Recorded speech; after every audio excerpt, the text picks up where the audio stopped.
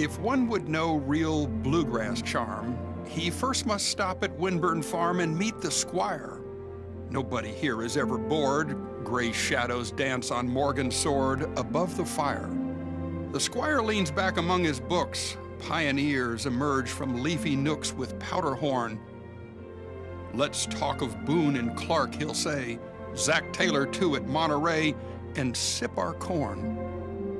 The squire was Winburn Farm's J. Winston Coleman, Jr., a popular Kentucky historian in the mid-20th century.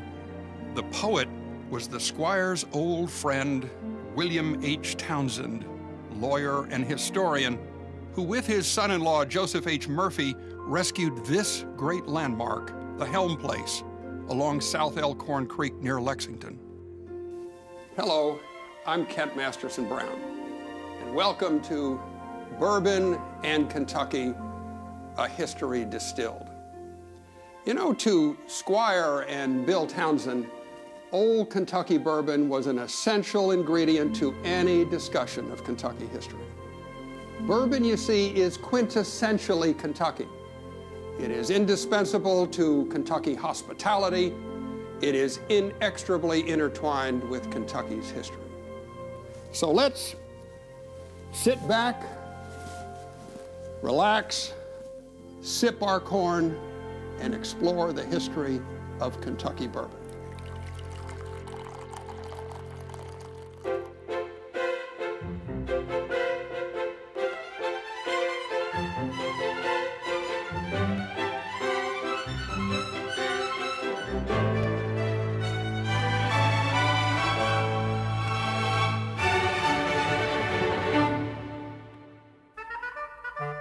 What is Kentucky bourbon anyway? The distilling of Kentucky bourbon whiskey has remained fundamentally unchanged for more than 200 years. How it is now made is embedded in federal government regulations, but most of those regulations were promulgated over time from a long history of distilling that ultimately set the standard for the product known today as Kentucky bourbon. Let's first take a look at the process of distilling Kentucky bourbon today. The Woodford Reserve Distillery is a wonderful place to start.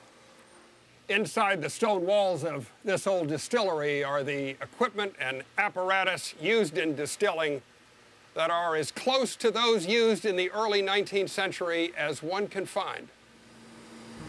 To start, each distiller has what is called a grain bill or mash bill, made of different proportions of distillers' grains: corn, rye, sometimes wheat, and malted barley. The exact formula is often a family secret passed down through generations.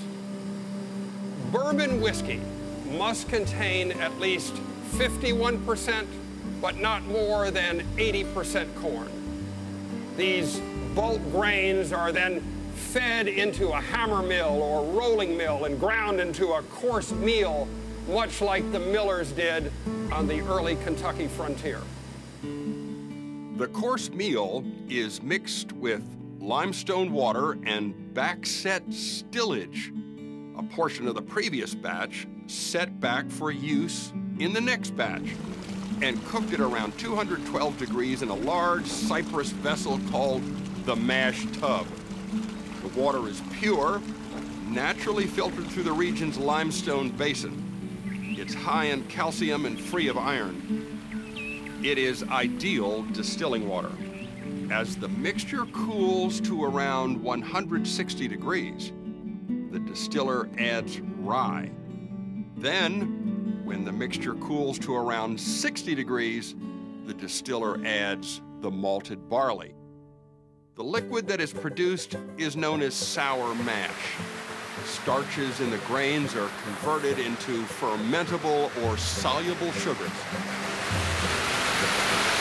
Yeast is then added to the sour mash in the fermentation tubs, converting the soluble sugars into alcohol as the mash ferments over the ensuing 3 to 5 days.